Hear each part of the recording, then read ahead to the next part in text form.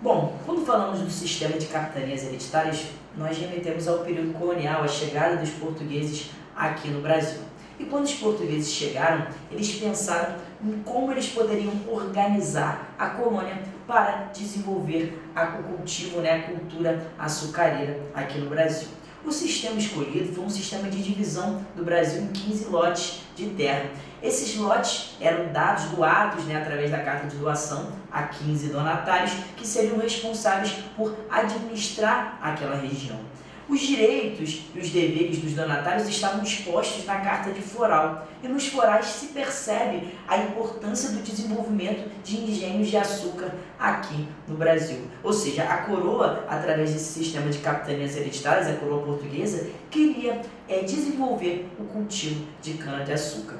Uma questão que os alunos sempre fazem relacionada a esse assunto é com relação a uma comparação entre o sistema de capitanias hereditárias e o sistema feudal da Europa Ocidental até meados do século XIV. O sistema feudal, por ter essas características de doação de terras, divisão em feudos, de ter um senhor feudal comandando, ele possibilita uma relação com o sistema de capitanias hereditárias, que também tem essa doação de terras, essa divisão das terras, e o capitão donatário como sendo o grande responsável por administrar.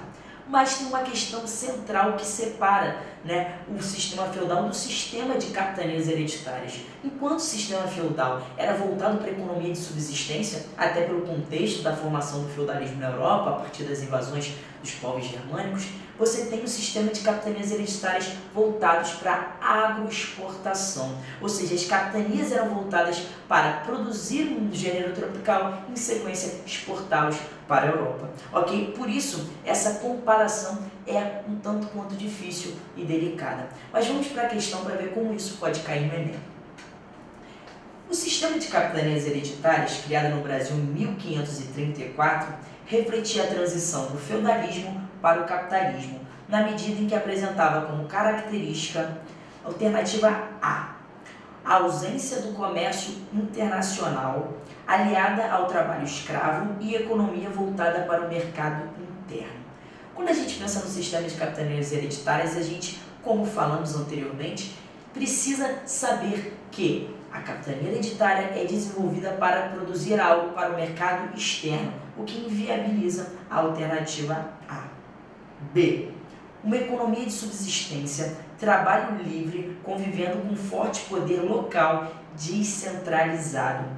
Galera, trabalho livre não combina com o Brasil colonial. Mais uma vez, a principal mão de obra vão ser os africanos escravizados. Portanto, a B também não está correta.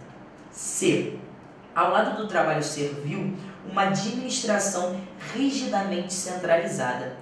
Uma das razões que se atribui ao fracasso das capitanias hereditárias é exatamente a descentralização do poder, o que vai levar mais adiante à criação do cargo de governador geral pela coroa portuguesa. Ou seja, a gente não pode associar o sistema de capitanias hereditárias à lógica de um governo central, rigidamente centralizado, muito menos. Assim, portanto, também não está correta.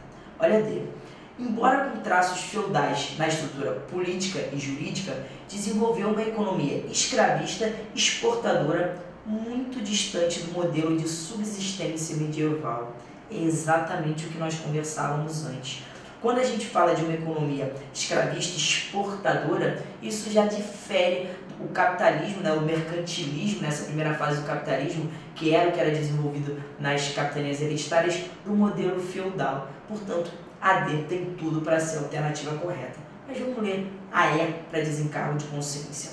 Uma reprodução total do sistema feudal transportada para os trópicos. Nós já vimos que não é uma reprodução do sistema feudal, e mais do que isso, sempre tomem cuidado com generalizações. Reprodução total, isso é sempre muito complicado. Ok? Portanto, o gabarito dessa questão é letra D.